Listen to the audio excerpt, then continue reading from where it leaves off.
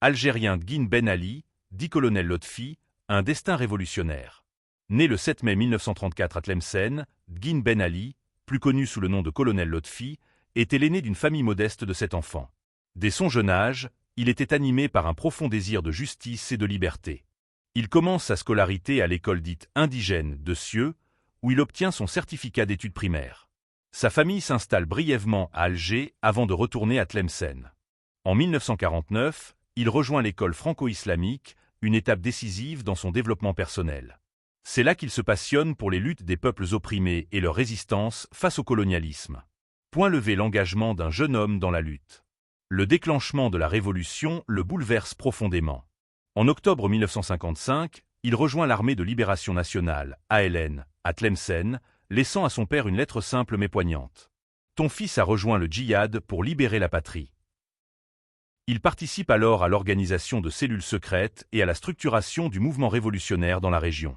Lorsque l'ALN décide, en juillet 1956, d'ouvrir un front sud, il se porte volontaire.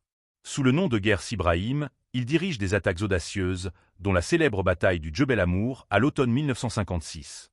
Grâce à son courage, sa discipline et ses capacités d'organisation, il gravit rapidement les échelons.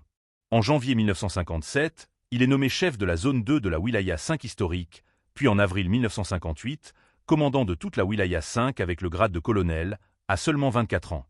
Le colonel Lotfi n'était pas seulement un combattant, mais aussi un visionnaire. Il répétait souvent « Notre révolution nous pousse vers le martyre, mais notre mort ne doit jamais être vaine.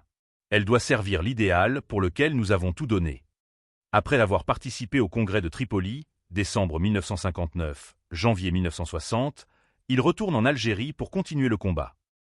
Accompagné de son fidèle compagnon, le commandant Faraj, et de 3 autres moudjahidines, il se dirige vers la région de Béchar.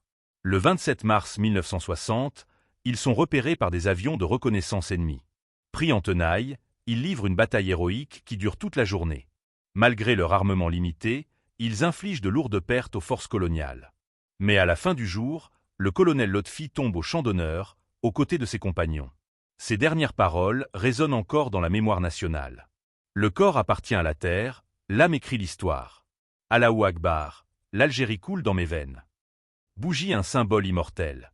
Aujourd'hui, le colonel Lotfi demeure un symbole de courage, de sacrifice et d'espoir. Sa jeunesse, son intelligence stratégique et sa fidélité inébranlable à sa patrie font de lui l'un des plus grands architectes de la révolution algérienne. Gloire à nos martyrs. Vive l'Algérie libre et indépendante.